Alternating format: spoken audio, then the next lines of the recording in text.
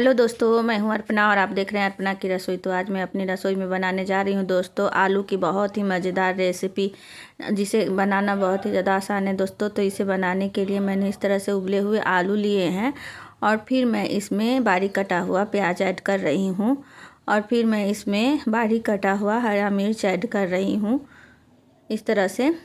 और फिर मैं इसमें देखिए इस तरह से कद्दूकस किया हुआ अदरक और लहसुन का पेस्ट डाल रही हूँ। अदरक लहसुन में कद्दूकस करके इसमें ले रही हूँ और फिर मैं यहाँ पे हल्दी पाउडर ले रही हूँ और फिर यहाँ पे लाल मिर्च पाउडर ले रही हूँ इस तरह से।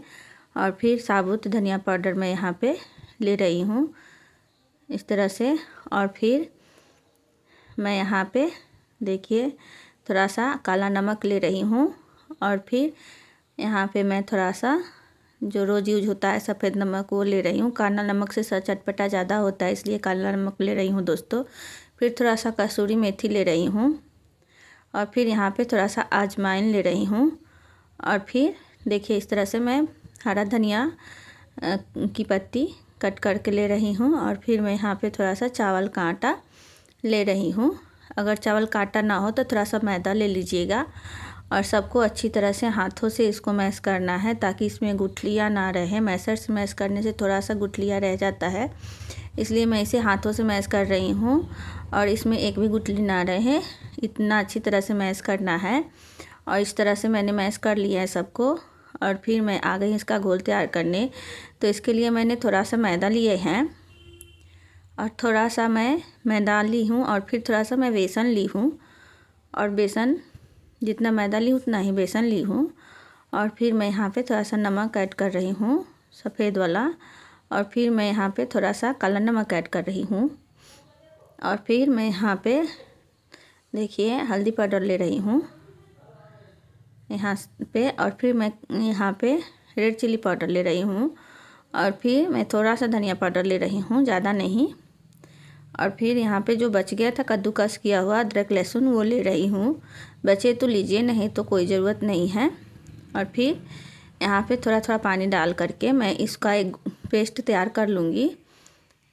अच्छी तरह से इसको मिक्स करना है, इसमें गुठलियाँ पड़ जाता है जल्दी से, इसलिए इसको अच्छी तरह से मिक्स करना है। और इस तरह का घोल जो है सो तैयार कर लेना है, ना ही ज़्यादा पतला और ना ही ज़्यादा गाढ़ा, इस तरह से। और ज़्यादा देखिए इस तरह से मैंने घोल तैयार कर लिए हैं। और फिर मैं यहाँ पे आलू का जो है सो स्टेपिंग उसको इस तरह से एक नींबू का शेप दे करके उसको इस तरह से चिट्टा कर लूँगी, इस तरह से एक एक करके देखिए। और फिर दूसरा भी इसी तरह से करूँगी, इसको नींबू का शेप दूँगी और फिर इसको इस तरह से चिपटा करूँगी और फिर सबको इसी तरह से बना करके रेडी कर लूँगी। और फिर मैं इसको घोल में इसको डिप करूँगी और फिर डिप करके इस तरह से इसके ऊपर से घोल लगाऊँगी और इसी तरह से सबको एक एक करके करूँगी। और फिर इसको एक स्पून की सहायता से कढ़ाई में मैंने तेल गरम करके पहले ही रखे थे, एक एक करके मैं इसी तरह से डिप कर करके इसमें डाल दूँगी। इसी तरह से मैंने बहुत सारे डाल दिए हैं, जितना आए उतना डाले हैं। और फिर मैं थोड़ी देर पकने के बाद इसको इस तरह से छोलनी से इसको हटाऊंगी, ये सट जाता है इसलिए इसको छोलनी से ही हटाना होता है। और फिर मैं इसको थोड़ा सा हटाऊंगी और फिर इसको थोड़ी देर पकने दूंगी। इसको इस तरह से छोलनी से हटाने से आसानी होता है। और फिर इसको पलट दूंगी, देखिए इस तरह से मैं सबको एक साथ पलट दूंगी। देखिए ये बहुत ही ज़्यादा आसानी से पलटा जाता है। और फिर दूसरी तरफ भी इसको पकने दूंगी और फिर जो सट गया है उसको मैं छुलनी से ही इसको इसमें छुड़ा लूँगी। इस तरह से छुड़ाने से छूट जाता है। और फिर इसको अच्छी तरह से दोनों तरफ से पकाऊंगी गोल्डन ब्राउन होने तक। ये उबले हुए आलू हैं तो पक भी बहुत जल्द ही जाता है।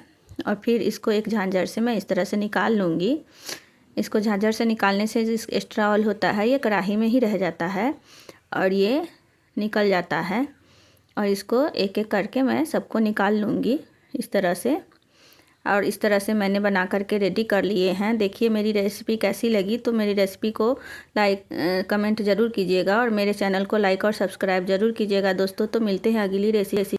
तब तक के लिए बाय बाय, थैंक यू।